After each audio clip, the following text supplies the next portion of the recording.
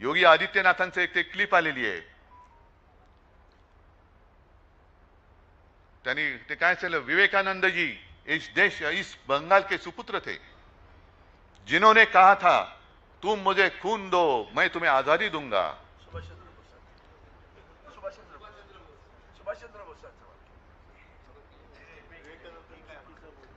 काय रे, मी बरोबर बोललो का चूक बोललो?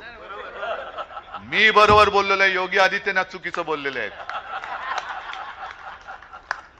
म्हणजे तुम्हाला जे लिहून दिलं जातं ते सुद्धा पाठ करून बोलता येत नाही. विवेकानंद जी बंगाल के सुपुत्र. अरे हो ना, तू होतास का तुम्हा? तुम मुझे खून दो मैं तुम्हें आजादी दूंगा. मुळामध्ये तुमच्या पक्षाचा आणि तुमच्या मातृपक्षाचा आजादीशी काही संबंध नाही. तुम्ही आजादीबद्दल बोलणारे तुम्ही कोण? हा, म्हणजे नेताजी सुभाष बाबूंबद्दल सुद्धा फक्त यांचं काय चाललेलं आहे, बळकवायचं सगळं. आदर्श म्हणजे नेताजी सुभाषचंद्र बोस पण आमचेच, सावरकर पण आमचेच, वल्लभभाई पटेल पण आमचेच. ठीक आहे ना, वल्लभभाई पटेल सगळ्यांचेच होते, लोहपुरुष. पण फरक लक्षात घ्या, सरदार वल्लभभाई पटेलांनी तो निजामशाहीचा भाग देशात आणण्यासाठी म्हणून फौजा घुसवल्या होत्या. तुम्ही तुमचा पक्ष जिंकवण्यासाठी म्हणून फौजा घुसवताय. हा पटेल आणि तुमच्यातला फरक आहे, हा फरक आहे. म्हणून ते लोहपुरुष, पोलादी पुरुष म्हणतात त्यांना. तुमच्या जिंकण्याची अवकात नाहीये म्हणून तुम्ही ईडी सीबीआय फौजा घुसवताय निवडणूक जिंकायला. का तुमचं कर्तृत्व कमी पडतंय? तुम्ही केलेली कामं कमी पडतायत?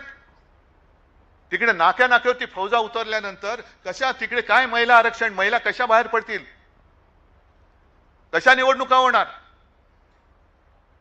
मग या देशामध्ये आता लोकशाही जिवंत राहिले की नाही हा विचार करायचा. आणि तो जर काय होणार नसेल तर मग या वार्षिक सभेला वगैरे काय अर्थ नाही. तुमचं तुम्ही काय करायचं करा. पण मला असं वाटतं की जो एक आत्मविश्वास शिवसेना प्रमुखांनी दिला आणि त्यांनी जे काही सांगितलेलं आहे की अरे 100 दिवस शेळीचं जगण्यापेक्षा एकच दिवस पण वाघाचा जगा.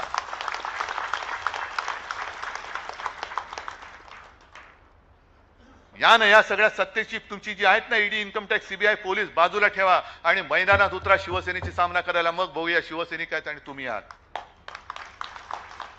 पण जरा कुठे खट्ट झालं का पकडायचा, केसेस टाकायच्या, जुन्या केसेस काढायच्या. जुन्या केसेस काय सलून काढले तुम्ही? हा, केसेस काढायचं म्हणजे काय काढते तुम्ही? जुन्या केसेस काढायच्या, छळायचं, मागे सगळं लावायचं, शुक्लकाष्ट लावायचं तिकडे. आणि मग आम्ही जिंकलो. नाही, ही पुचाटांचा कारभार आहे, पुचाट. आणि महाराष्ट्रानं तरी हे सहन करता कामा नये. ज्या महाराष्ट्राने दरवेळेला देशाला दिशा दाखवलेली आहे, प्रत्येक वेळेला देशावरती संकट आल्यानंतर महाराष्ट्र धावून गेलेला आहे, हा इतिहास आहे.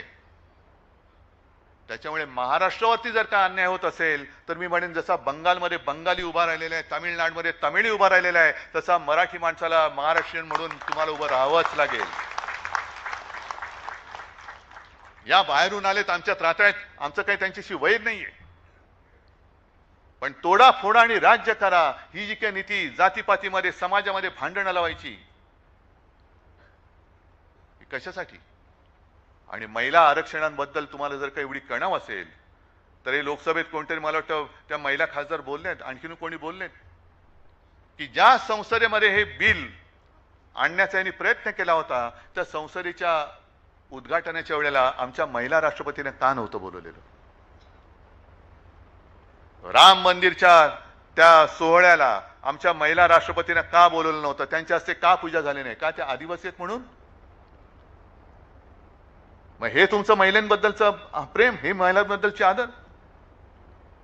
म्हणजे त्रास देताना तुम्ही बघत नाही महिला आहे का कोण आहे. त्रास द्यायचा तर त्रास देता,